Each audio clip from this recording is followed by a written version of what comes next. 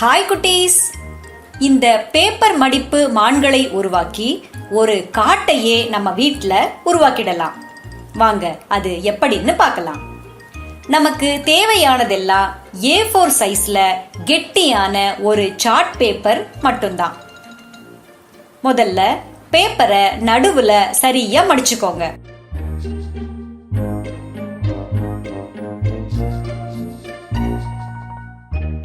நெட்ல கிடைக்கிற இந்த மான் படத்தை இதுல அழுத்தி வரைஞ்சுக்கோங்க. உங்களால முடிஞ்சா இந்த பேப்பர்லயே பிரிண்ட் எடுத்துக்கலாம். இப்போ கோட்டு மேலேயே கவனமா வெட்டுங்க. இது மேல வரையாமலேயே வெட்டலாம். ஆனா முதல் முறை செய்யும் போது வரைஞ்சு அந்த கோட்டு மேலேயே வெட்டுறது தான் நல்லது. இதுதான் மானோட வால் பகுதி.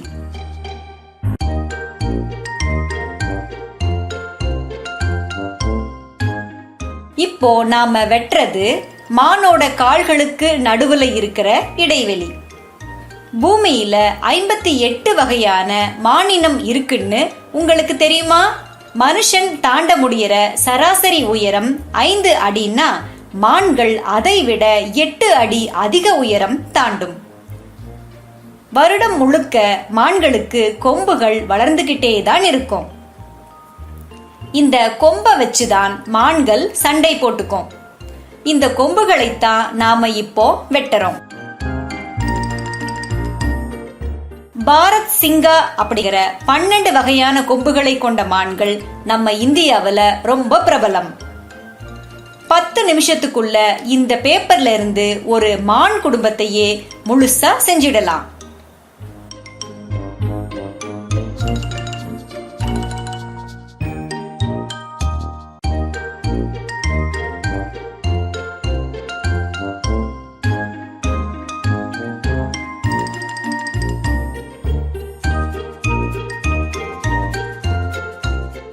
நெடுக புள்ளி வச்சு இந்த டாட்டட் லைன்ஸை மடிக்கணுங்கிறத மறக்க கூடாது.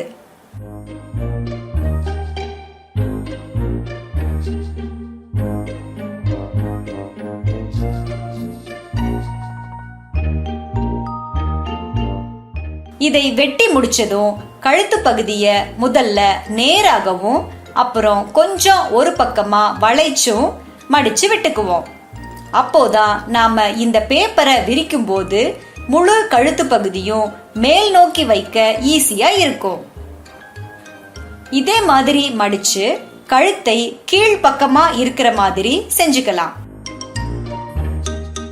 கொம்புகளை மேல் பக்கமா திருப்பி கழுத்தை முன் பக்கமா வளைச்சுக்குவோம்.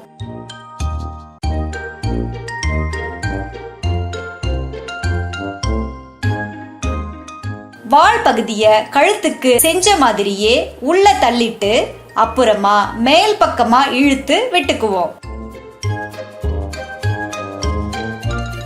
பேனாவால மானுக்கு கண்ணு வரைஞ்சா அழகான மான்குட்டி ரெடி.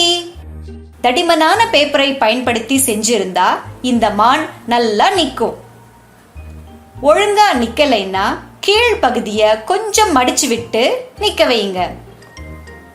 இப்போ இந்த மாதிரி ஒரு மான் குடும்பத்தையே நாம செய்யலாம். என்ன குட்டீஸ், நீங்களும் இது மாதிரி செய்ய ரெடி ஆயிட்டீங்க தானே?